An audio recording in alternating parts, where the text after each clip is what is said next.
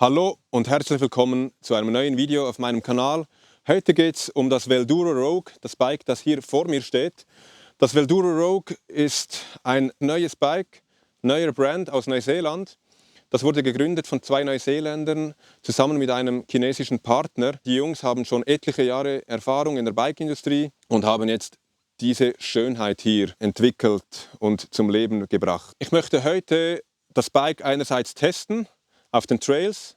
Andererseits möchte ich auch die Reichweite des Avinox-Systems testen. Ich habe daher alle Parameter auf volle Leistung getrimmt, fahre nur im Turbomodus, heißt 105 Newtonmeter Drehmoment und 1000 Watt Leistung. Zum Bike. Wie man unschwer erkennen kann, gibt es hier oben eine Umlenkrolle. Also es handelt sich um ein High-Pivot-System oder wie Velduro es nennt, um ein Mid-Pivot-System. Das kommt von iTrack, das ist eine Firma, die sich spezialisiert hat, solche High-Mid-Pivot-Systeme zu entwickeln. Die kennt man auch schon aus Bikes von Norco zum Beispiel oder von NS Bikes. Was mich am Anfang etwas stutzig gemacht hat, war die Umlenkrolle, denn da kommt ganz viel Kraft drauf. Das soll aber bereits verbessert worden sein. An der Eurobike sei da noch eine schlechtere Legierung drauf gewesen. Da hat mir der Händler aber versichert, dass das Ganze extra noch ausgetauscht wurde, also eine härtere Legierung jetzt verwendet wird, damit da sicher nichts irgendwie in ein paar Wochen oder Tagen oder wie auch immer dann abgenutzt wird. Hier ist das Bike als Mallet aufgebaut. Durch einen Flip-Chip kann man das aber auch als Full 29er aufbauen. Unten am Dämpfer gibt es einen zweiten Flip-Chip. Damit kannst du die Progression verstellen, also dass das Bike etwas anders anspricht. Ist dann auch möglich, mit einem Stahlfederdämpfer das Ganze zu betreiben. Man kann 240 mm große Dropper-Posts einbauen, zumindest in XL. Im M&L geht, glaube ich, 210 mm. Das Bike gibt es in 3 verschiedenen Varianten. Eine teure Variante mit Factory-Fahrwerk, Carbon-Laufrädern für rund 9.900 Franken oder Euro. Die Preise müssten ungefähr im gleichen Rahmen liegen. Eine günstige Variante mit Performance-Fahrwerk und Alu-Laufrädern gibt es für 6.900. Und ganz speziell, das würde ich mir wohl auch kaufen, ist eine Frame-Only-Variante. Gibt es für 4.500 Franken oder Euro. Das Frameset dann einfach mit Akku, mit Motor, Remote und alles, was dazugehört. Vielleicht hast du alte Parts zu Hause, vielleicht möchtest du dir aber lieber dein Traumbike mit neuen Parts aufbauen. Alles möglich, dank dem Frameset. Kommt ein neuer Brand auf den Markt, ist ja immer so eine Sache, ja, ist das gut, wie viel Erfahrung haben die? Wenn ich das Bike einfach so anschaue, es scheint super verarbeitet zu sein, sieht super stabil aus. Die haben gute, große Lager verbaut, wie mir auch der Händler bereits versichert hat. Und was ebenfalls spannend ist, das Bike soll in Giant Work in Taiwan zusammengebaut werden. Das spricht also auch für Qualität, gute Qualitätskontrolle.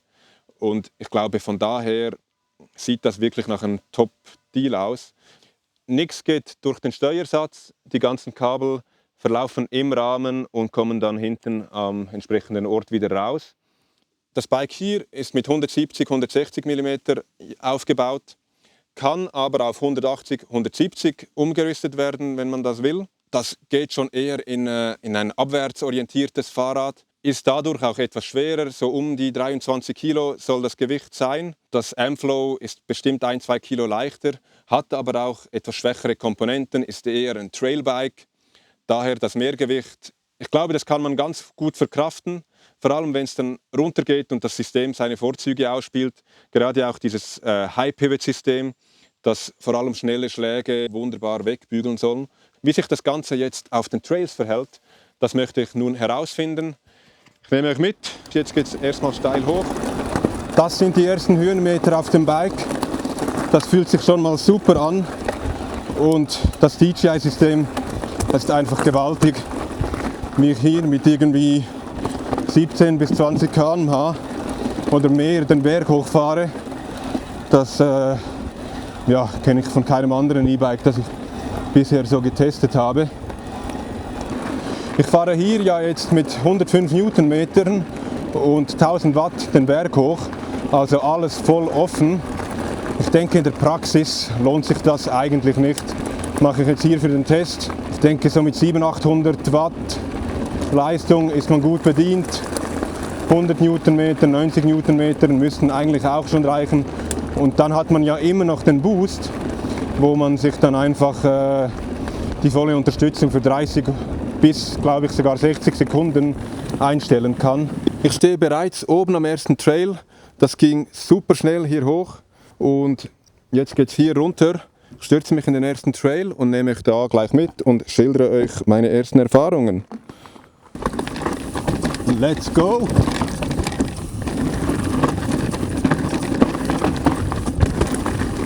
Scheint schon trocken zu sein.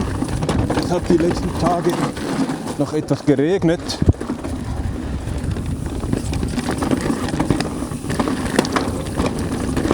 Wow, das Bike fühlt sich absolut geil an. Ich fühle mich hier auf den ersten Metern schon total wohl. Und wenn man hier in die Pedale tritt, da kommt so viel Leistung gleich. Krass.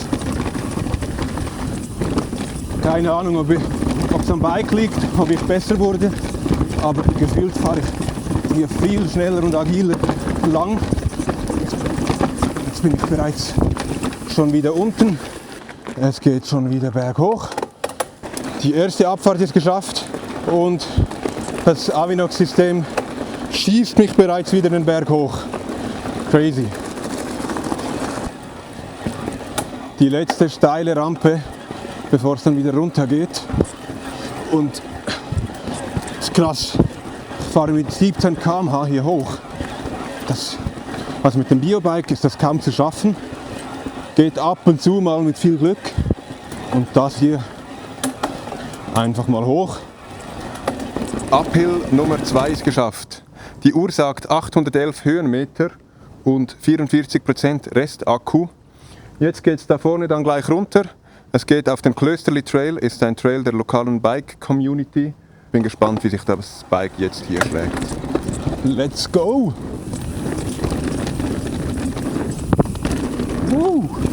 Absolut geil! Oh shit! Nach diesem kleinen Missgeschick jetzt vielleicht etwas vorsichtiger.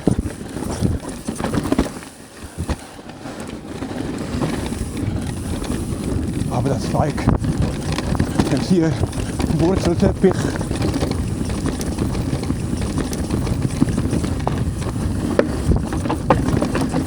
Schnelle Geschwindigkeiten, kein Problem. Dieser Hinterbau scheint alles wegzufedern. Geil, überhaupt kein Problem.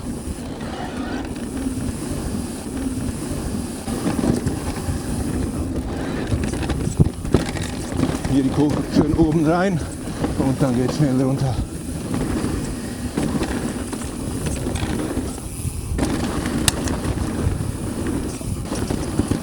So, das sind die letzten Meter des Trails. Vor ein paar Tagen konnte ich das Forbidden Druid Core E Test fahren. Ich muss sagen, ich fühle mich auf dem Velduro wohler, also vor allem auch auf den Downhill-Passagen. Ich finde, das funktioniert so gut.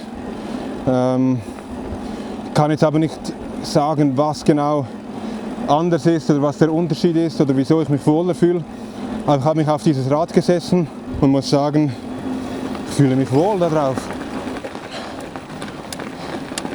So, ich bin oben am letzten Trail, habe noch 6% Akku, 1300 Höhenmeter sind auf der Uhr. Da vorne geht es jetzt dann gleich runter. Ja, 1500 liegen vermutlich nicht drin. Nicht der Akku, aber der Motor hat mittlerweile auch etwas an Leistung eingebüßt. Ich bekomme also nicht mehr die volle Unterstützung. Reicht aber gerade noch, um da hochzukommen mit etwa 10 km/h, also rund der halben Geschwindigkeit, die ich vorhin hatte. Und ja, würde sagen, let's go. Kuhscheiße.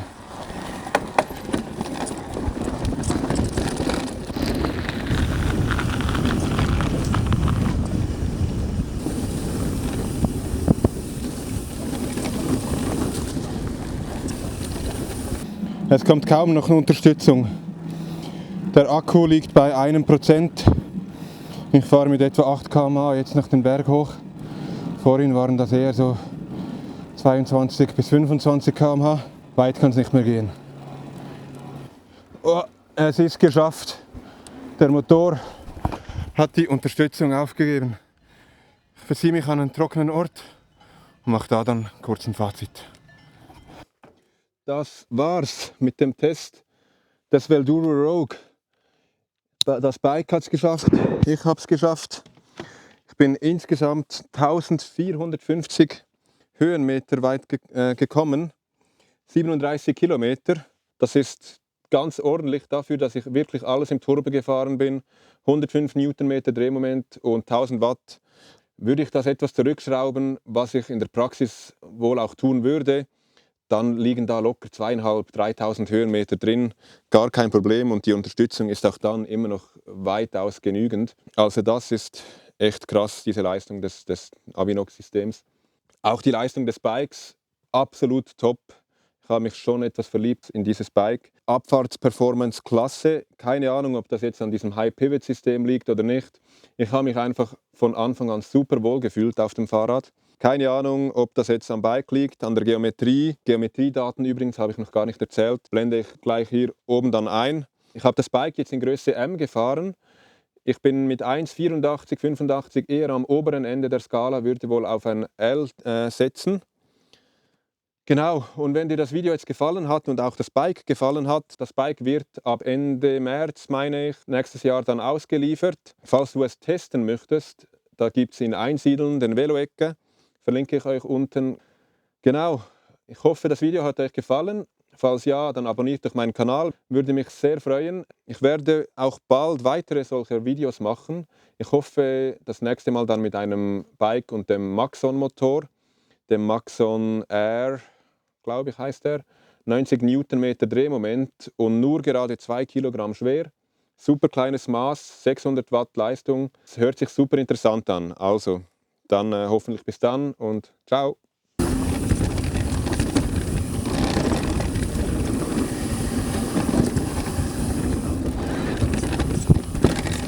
Hier die Kugel schön oben rein und dann geht es schnell runter.